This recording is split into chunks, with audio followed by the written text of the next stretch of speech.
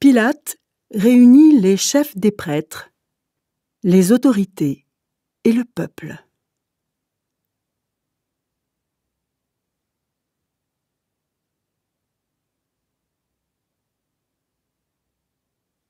Il leur dit « Vous m'avez amené cet homme en me disant « Il pousse notre peuple à la révolte, alors je l'ai interrogé devant vous. Vous l'accusez. Mais moi, je n'ai pas trouvé de raison pour le condamner. » Hérode Antipas n'en a pas trouvé non plus, puisqu'il l'a renvoyé chez nous. Cet homme n'a donc rien fait pour mériter de mourir. C'est pourquoi je vais le faire frapper. Ensuite, je vais le libérer. Les gens se mettent à crier tous ensemble « Fais mourir cet homme! Libère-nous, Barabbas !»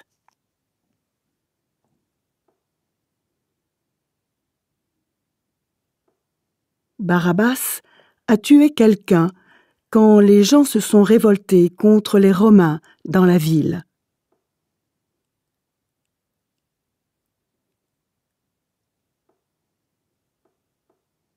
C'est pour cela qu'il est en prison. Pilate veut libérer Jésus et de nouveau il parle à la foule. Mais les gens crient « Cloue-le sur une croix, sur une croix !» Une troisième fois, Pilate prend la parole et dit « Qu'est-ce que cet homme a fait de mal ? Je ne trouve pas de raison pour le faire mourir. C'est pourquoi je vais le faire frapper et le libérer. » Mais les gens insistent en criant très fort « Cloue-le sur une croix !» Et leurs cris sont les plus forts. Alors Pilate décide de faire ce que la foule demande. Il libère celui qu'ils ont demandé, Barabbas. Pourtant, on l'avait mis en prison parce qu'il avait tué quelqu'un pendant une révolte contre les Romains. Et Pilate livre Jésus à la foule en leur disant « Faites-lui ce que vous voulez. »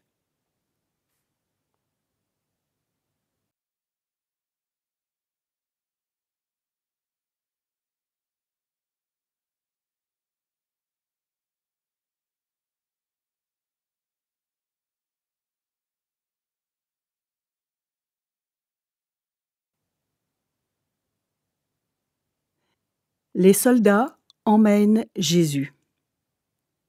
Ils rencontrent Simon, un homme de Cyrène qui revient des champs.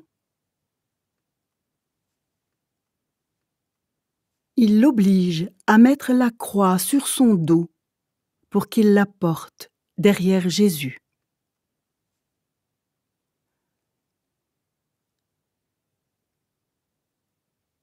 Une grande foule suit Jésus. Des femmes pleurent et sont dans le deuil à cause de lui.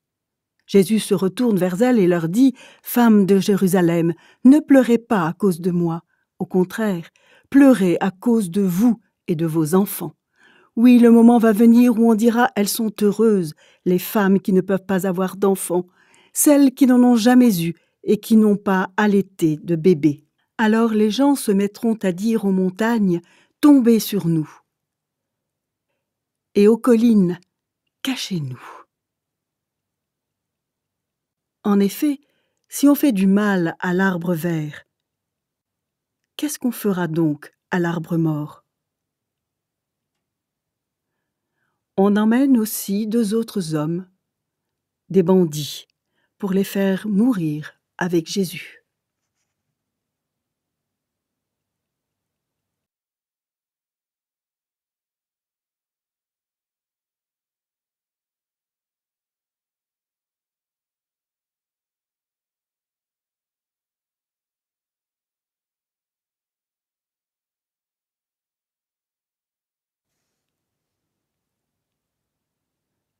Ils arrivent à l'endroit appelé le crâne. Là, les soldats clouent Jésus sur une croix.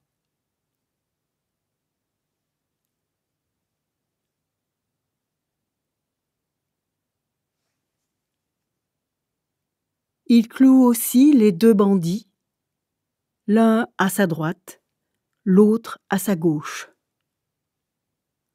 Jésus dit, « Père, pardonne-leur, ils ne savent pas ce qu'ils font. »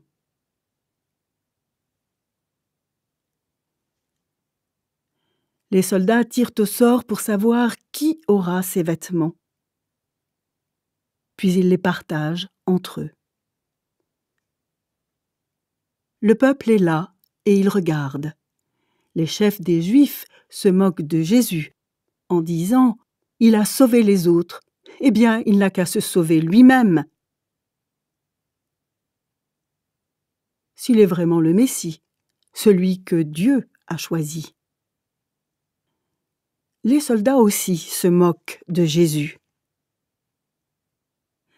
Ils s'approchent de lui et lui offrent du vinaigre. En disant « Si tu es le roi des Juifs, sauve-toi toi-même. » Au-dessus de Jésus, on a mis une pancarte avec ces mots « C'est le roi des Juifs. » Un des bandits, cloué sur une croix, insulte Jésus.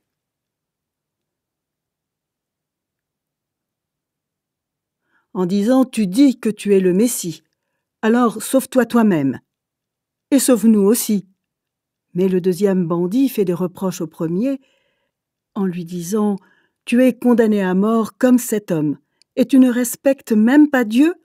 Pour toi et moi, la punition est juste. Oui, nous l'avons bien mérité, mais lui, il n'a rien fait de mal. » Ensuite, il dit à Jésus « Jésus, souviens-toi de moi quand tu viendras comme roi. » Jésus lui répond « Je te le dis, c'est la vérité. Aujourd'hui, tu seras avec moi dans le paradis. »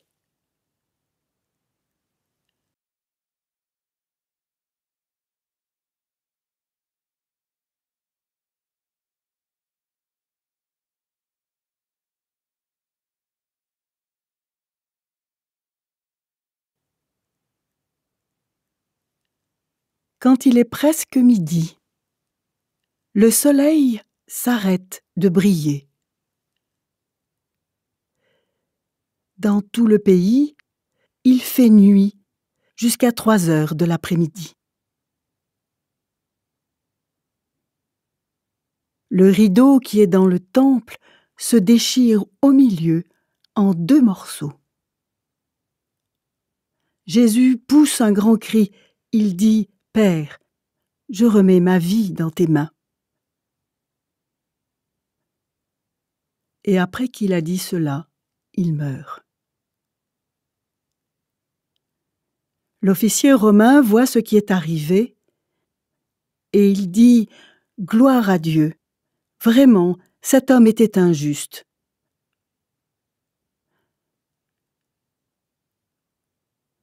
Beaucoup de gens sont venus pour regarder ce spectacle. Ils voient ce qui est arrivé, alors tous rentrent chez eux, pleins de tristesse. Tous les amis de Jésus et les femmes qui l'ont accompagné depuis la Galilée se tiennent assez loin. Ils regardent ce qui se passe.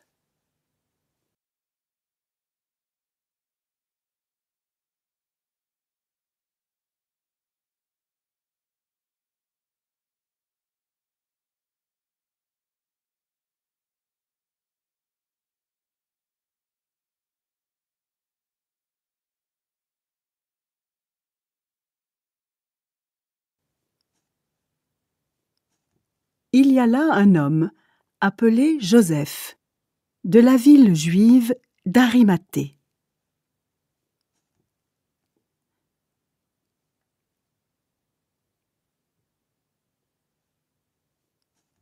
Il fait partie du tribunal religieux. C'est un homme bon et juste.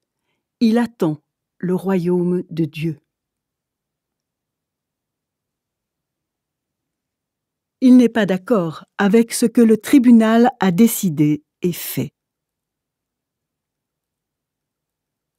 Joseph va voir Pilate. Il lui demande le corps de Jésus.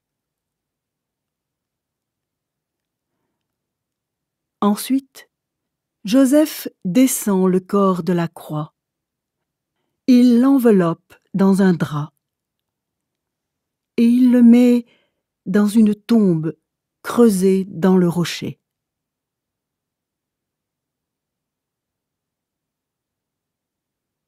Dans cette tombe, on n'a encore enterré personne. C'est vendredi et le sabbat va commencer. Les femmes qui ont accompagné Jésus depuis la Galilée viennent avec Joseph. Elles voient la tombe. Elles regardent comment on place le corps de Jésus.